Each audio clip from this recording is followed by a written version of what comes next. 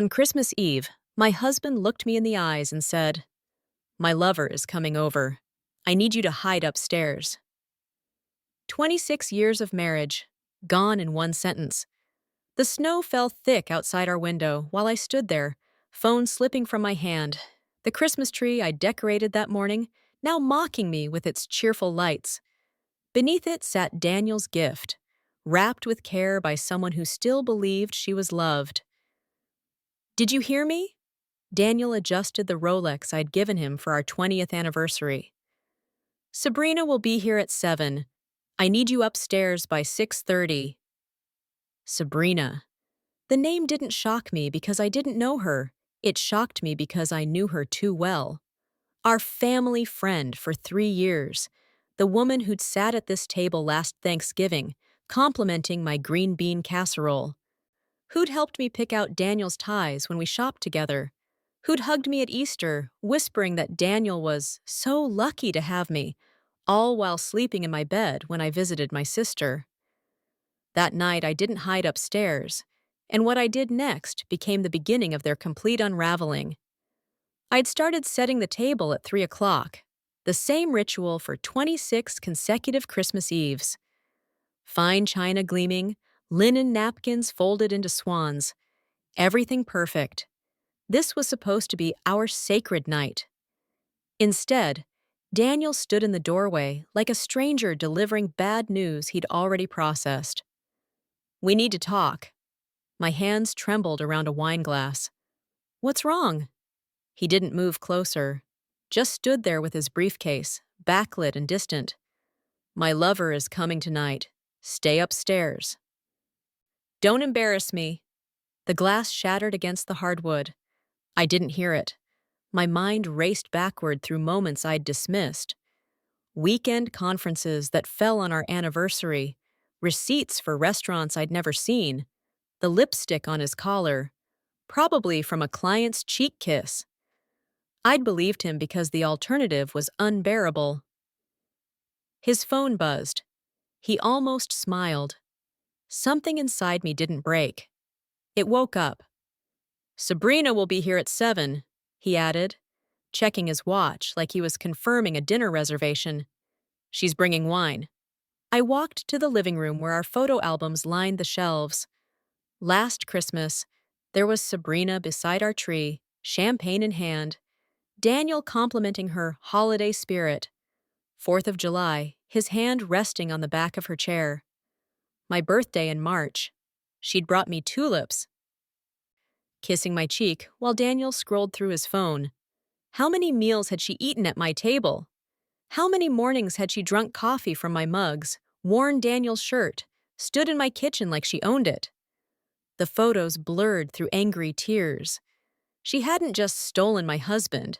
She'd infiltrated my life, smiled to my face, and hollowed out my marriage while playing friend. Every hug had been mockery, every compliment, reconnaissance.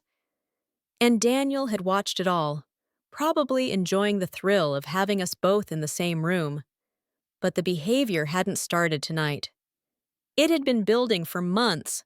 My best friend Caroline stopped returning calls in September. When I caught her at the grocery store, she squeezed my hand like I was dying. "Marlene, if you need to talk about anything." Then she hurried away. My book club stopped inviting me. Even Emma had grown distant. "Dad mentioned you've been stressed lately. Maybe you should see someone?" 3 months ago, I'd found my car keys in the refrigerator. Daniel had looked at me with theatrical concern. "This is the 3rd time this month. Maybe you should get checked out." The doctor found nothing wrong, but the seed of self-doubt had been planted. Except Daniel had been the last one to use my keys that morning. He'd been erasing me socially, emotionally, mentally, making me doubt my own reality, isolating me from anyone who might believe me, not just betraying me, systematically dismantling my credibility so that when he discarded me, no one would take my side. Upstairs, Daniel's shower ran, washing away our marriage before his date. I walked to his office, the room I wasn't supposed to enter. The filing cabinet key was hidden inside the hollowed-out law dictionary on the third shelf. Privacy. The word tasted bitter now. Inside were folders labeled Personal Finance. Our joint account statements told their story. Regular transfers to an account I didn't recognize. $2,000 in March, $3,500 in June. 12 transfers over 18 months, totaling $47,000. Money from my father's inheritance, deposited into our joint account because we were partners. I logged into our online banking with the password he didn't know I knew. The account number led me to a joint account opened 14 months ago. Daniel Westbrook and Sabrina Mitchell. $63,000. Credit card statements showed jewelry from Tiffany's, a weekend at the Ritz-Carlton, plane tickets to Napa Valley, the weekend he'd claimed he was in Chicago for a conference. Then I found the manila folder labeled Estate Planning. Power of attorney documents with my signature, except it wasn't mine. Close, practiced, but the loop on my M was wrong. He'd forged my signature to give himself sole control of our assets. Beneficiary changes on his life insurance, removing me, adding Sabrina. Dated 6 months ago, a draft quitclaim deed for our house, transferring my half to him. Unsigned but ready. My hands shook as I calculated what I'd given. $40,000 from 12 years of paralegal work, put toward our down payment. My father's $85,000 inheritance, now drained. 26 years managing our home, raising Emma, supporting his career while he built a client base worth millions. No salary, no retirement, no separate savings. I'd stopped working when Emma was born because Daniel insisted. We don't need your income. I want you home. What he'd meant was, I want you dependent, controllable, erasable. He wasn't destroying our marriage. He was erasing me entirely. At 6:15, Daniel descended the stairs wearing the navy cashmere sweater I'd given him last Christmas, the one that brought out his eyes. He was wearing it for her. From the office doorway, I watched him move through the dining room, removing one place setting from the table. Mine. He carried it to the kitchen like discarded props from a finished play. 2 plates remained. 2 wine glasses, 2 napkins folded into swans. Marlene, I need you upstairs now. His voice floated up the stairwell, flat and administrative. Tell Sabrina you're not feeling well if she asks. A migraine. Keep it brief. I stayed silent, watching from the shadows. My phone already recording. The doorbell rang at 6:53. Through the crack in the office door, I watched Daniel open it with a smile I hadn't seen in years. Genuine, warm, unguarded. Sabrina stepped inside in a black wrap dress, diamond earrings catching the light. She kissed him deeply beneath the Christmas wreath I'd hung 3 days ago. Is she gone? Sabrina whispered, arms around his neck. Upstairs. Daniel's hand slid down her back with familiar ease. She'll stay there. She always does what she's told. Sabrina laughed, low, intimate, acidic. Poor thing. Does she really not know? She suspects, but she won't do anything. Nowhere to go, no money of her own, she's trapped. They moved to the dining room. I crept closer, phone recording, the red light like an ember of resistance in the darkness. I filmed them sitting at my table, pouring wine into my glasses. Then Sabrina's voice came clearer. How much longer do we have to wait? Daniel cut into the roasted chicken I'd brined overnight, the one meant for our intimate dinner. A few more months. The paperwork is almost ready. Once she abandons the home, and she will, too proud to stay, the divorce becomes simpler. I keep the house, the accounts. She gets nothing. And the mental instability claim? Already documented. Her friends think she's losing it. Even Emma is worried. He raised his glass. To new beginnings. To us, Sabrina corrected, clinking crystal. And to her finally being gone. I stopped recording and saved the video, then texted it to myself, uploaded it to cloud storage, emailed it to my sister. 3 backups. Then I checked my appearance in the hallway mirror, mascara smudged but eyes clear, and walked down the stairs. My footsteps were deliberate, unhurried. I wanted them to hear me coming. The laughter died when I appeared in the doorway. Sabrina's glass froze halfway to her lips. Daniel's face drained, then flushed.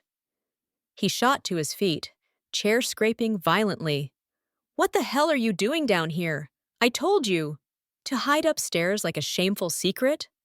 My voice stayed steady, almost pleasant. "I heard you. I also heard everything else." I held up my phone, screen glowing.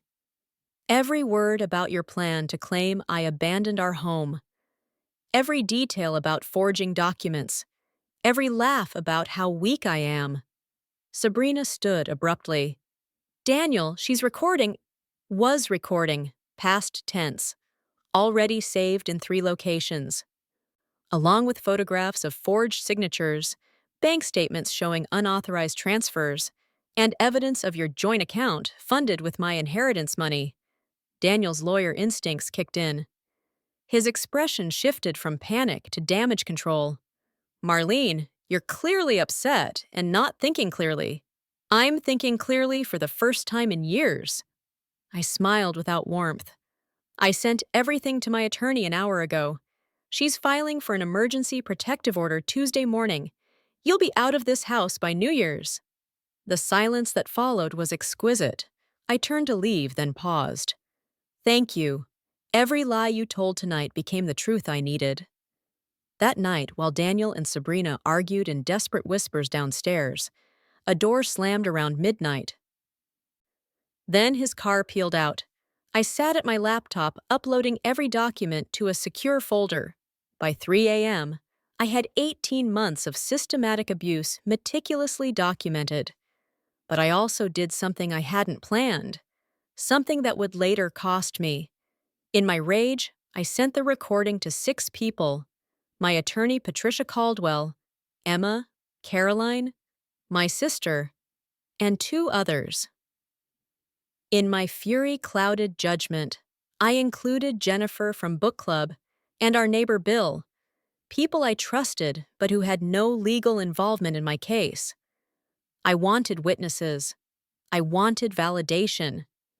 I wanted everyone to know what Daniel really was. That decision would come back to haunt me. By December 26th, the recording had spread. Someone, I never learned who, forwarded it to Daniel's law firm. By noon on the 27th, his managing partner had heard it. By 2 p.m., the firm's ethics committee had convened. Sabrina's employer received it too. By 3:30, she'd been terminated. That evening, she appeared at Daniel's temporary apartment. According to neighbors, the screaming match echoed 3 floors down. Someone recorded it and posted it to a local Facebook group. "You said this was foolproof." Her voice, ragged with betrayal. "You said she'd never fight back. Now I've lost everything. You think I haven't lost anything?" Daniel sounded desperate, stripped of authority. "My firm is investigating me. My daughter won't return my calls." "Because you told me to help. The power of attorney, the accounts. That was your plan." The video went viral in our community. My phone buzzed with messages, apologies from neighbors, support from women I barely knew, offers to testify. But there was also this, from Patricia Caldwell. "Marlene, we need to talk about the recording distribution. Call me immediately." I met Patricia on December 28th. Her expression was grave. "Mrs. Westbrook, I need you to understand something. That recording is powerful evidence, but you've potentially compromised it by distributing it widely before filing any legal motions." My stomach dropped. "What do you mean?" "Daniel's attorneys will argue you released it maliciously to damage his reputation and career. which you did, even if justifiably. They'll claim you violated his privacy rights, potentially making the recording inadmissible in court. Worse, the public dissemination could constitute defamation if any statements in the recording are deemed to be taken out of context. But it's his voice, his words. How is truth defamation? It's not about truth. It's about your intent in releasing it and whether you followed proper legal channels. She leaned forward. I can still work with this, but it's going to be messier than it should have been. You should have let me control the narrative legally, not emotionally.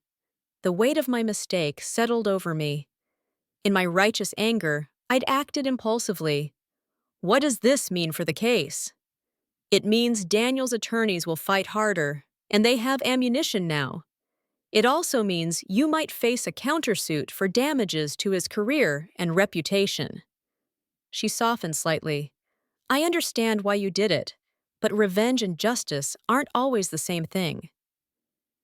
On December 29th, Daniel filed his incompetency claim. But he also filed a defamation suit seeking $500,000 in damages for the malicious and calculated destruction of his professional reputation. The hearing was set for January 3rd. I walked into Judge Maria Chen's courtroom at 8:45 wearing my charcoal gray suit, Emma beside me. Caroline sat in the front row, Jennifer, Bill and Margaret from next door. Sabrina sat in the back, subpoenaed, her hands twisting in her lap. Daniel sat at the plaintiff's table, flanked by two attorneys, refusing to look at me. Judge Chen entered at 9 sharp. Mr. Westbrook, you filed an emergency petition claiming your wife is mentally incompetent. That's an extraordinary claim requiring extraordinary evidence. Daniel stood, smoothing his tie. Your Honor, my wife has exhibited increasingly erratic behavior over 18 months. Memory lapses, paranoid accusations, emotional instability. I've tried to support her, but she's become a danger to our financial security. Specific examples? She's accused me of infidelity without basis, made irrational financial decisions, isolated herself from friends. I have witness statements documenting her decline. Patricia Caldwell rose. Your Honor, may I cross-examine? Please. She approached Daniel with a tablet. Mr. Westbrook, you claim your wife made irrational financial decisions. Can you specify? She withdrew money from our joint account without consulting me. According to bank records, Mrs. Westbrook withdrew household funds for groceries and utilities, her normal responsibilities for 26 years. Meanwhile, you transferred $47,000 to a separate joint account with Ms. Mitchell without your wife's knowledge. Correct? Daniel's jaw tightened. That's out of context. Oh, yes or no? It's more complicated. I'd like to enter Exhibit A, bank statements showing unauthorized transfers totaling $47,000. Judge Chen accepted the documents, her expression darkening. Patricia pressed play on her tablet. Daniel's voice filled the courtroom. She suspects, but she won't do anything. She's trapped, and she knows it. Then Sabrina. How much longer do we have to wait? Daniel. Once she abandons the home, the divorce becomes simpler. I keep the house, the accounts. She gets nothing. The silence was absolute. Before Judge Chen could speak, Daniel's attorney stood. Your Honor, we object to this recording. Mrs. Westbrook distributed it widely and maliciously before any legal proceedings, damaging my client's career and reputation. She violated his privacy rights and weaponized private conversations to destroy him professionally. The recording should be inadmissible, and we're pursuing a defamation countersuit for $500,000. Patricia responded immediately. Your Honor, while Mrs. Westbrook did share the recording with several individuals, it contains Mr. Westbrook's own confession to fraud, forgery, and conspiracy. Truth is an absolute defense to defamation, and Mrs. Westbrook had every right to seek advice and support from trusted individuals when she discovered systematic abuse. Judge Chen raised her hand. I'll address the admissibility issue. While Mrs. Westbrook's distribution of this recording was imprudent and may expose her to civil liability, the content is directly relevant to Mr. Westbrook's claims of his wife's incompetence. I'm allowing it as evidence in this hearing. However, she looked at me directly, Mrs. Westbrook, your actions in distributing this recording may have legal consequences you'll need to address separately. My throat tightened. Patricia had warned me, but hearing it from a judge made it real. Ms. Mitchell, approach the stand, Judge Chen said. Sabrina stood shakily, swore to tell the truth, and sat looking like she might be sick. Ms. Mitchell, you have a background in estate planning, correct? Yes, Your Honor. Did you assist Mr. Westbrook in creating forged legal documents? Sabrina's eyes darted to Daniel. He stared straight ahead, offering nothing. Her composure crumbled. Yes. He said it was necessary. That she'd never know. You didn't think forging legal documents was a crime? I thought, if she was really unstable like he said. She was sobbing now. He told me she was losing her mind, that he was trying to help her. Judge Chen turned back to Daniel. Mr. Westbrook, I've reviewed all evidence. You engaged in financial abuse, forgery, fraud, and a calculated campaign to isolate your wife and destroy her credibility. Your Honor, if I could explain. You've explained enough on that recording. Her voice was steel. Mrs. Westbrook is mentally competent and has demonstrated remarkable clarity in the face of systematic manipulation. Your petition is denied. I'm awarding Mrs. Westbrook exclusive possession of the marital home, freezing your access to all joint accounts pending divorce proceedings, and ordering you to vacate within 24 hours. Daniel's face went from white to red. You can't. However, Judge Chen continued, looking at me, Mrs. Westbrook, your distribution of that recording was reckless. While I understand your emotional state, you potentially violated privacy laws and exposed yourself to civil liability. I strongly recommend you settle the defamation claim out of court, because you may not prevail if it goes to trial. The gavel struck. I'd won the battle for my home and my sanity. But the war wasn't over. 3 weeks later, I sat across from Patricia in her office, reviewing the settlement offer. Daniel would drop the defamation suit. In exchange, I would pay $75,000 from my share of the marital assets and sign a non-disclosure agreement, preventing me from discussing the case publicly. It's not fair, Emma said beside me. He's the one who— I know, I said quietly. But fair and legal aren't always the same thing.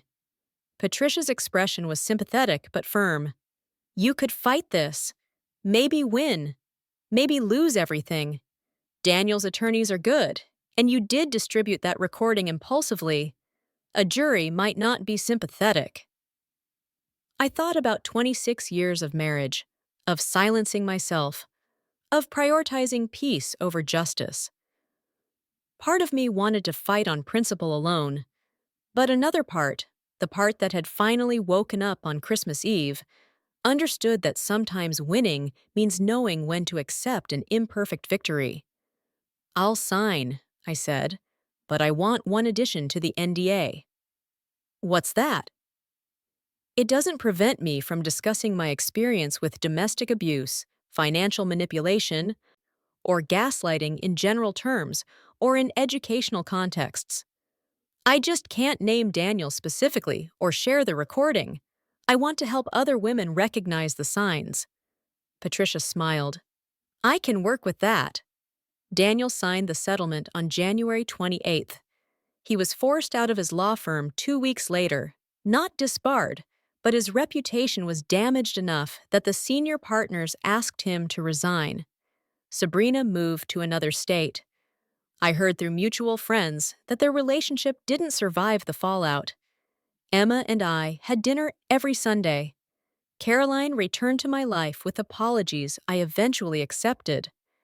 Not because what she did was okay, but because I understood how manipulative Daniel had been. I used part of the divorce settlement to enroll in design classes. At 53, I was starting over. The interior design studio was no longer a buried dream. It was a plan with a timeline.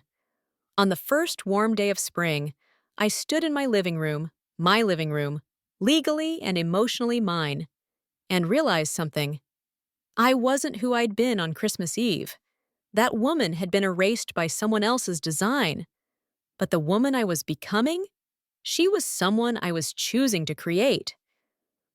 The divorce was finalized in April. I kept the house, received a fair settlement, and walked away with my sanity intact.